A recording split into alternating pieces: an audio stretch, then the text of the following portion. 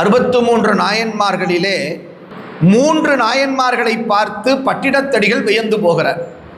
இவர்கள் செய்த தொண்டு போல யாராவது செய்ய முடியுமா? இவர்கள் இறைவனிடத்திலே காட்டிய பக்தி போல வேறு யாராவது காட்ட முடியுமான்னா சத்தியமாக முடியாதுன்னு பட்டினத்தடிகள் சொல்றார்.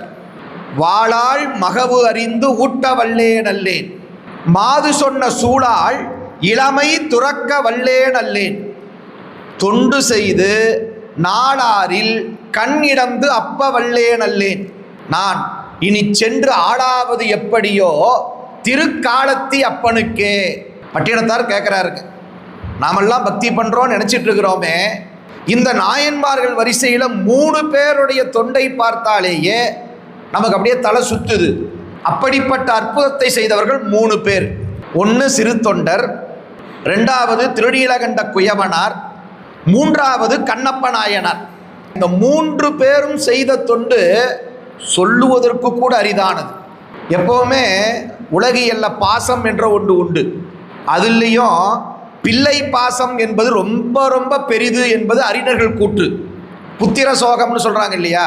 ஆனால் அந்த புத்திரனையே, தான் பெற்றெடுத்த ஒரு மகனையே தாயும் தந்தையுமாக சேர்ந்து அறிந்து இறைவனுக்கு கரியமுது படைத்திருக்கிறார்கள் என்று சொன்னால் சிறு தொண்ட நாயனாரை காட்டிலும் ஒரு பெரியோரை பார்க்க முடியுமா? பட்டினத்தார் வியந்து நிற்கிறார்.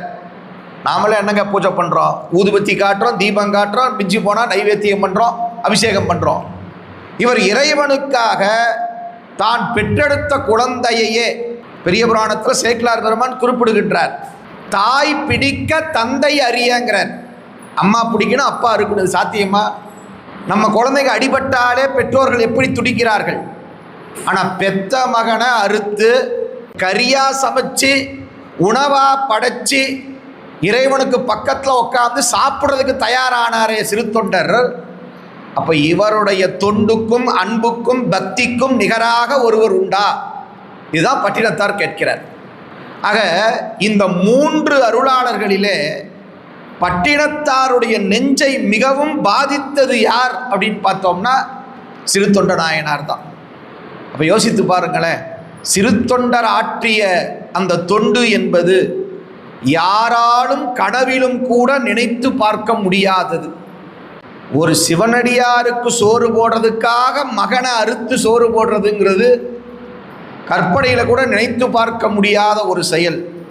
எனவே அத்தகைய சிறு தொண்டருக்கு நிகரான ஒருவரை பார்க்கவே முடியாது என்று பட்டினத்தடிகள் அற்புதமாக பதிவு செய்கின்றார்.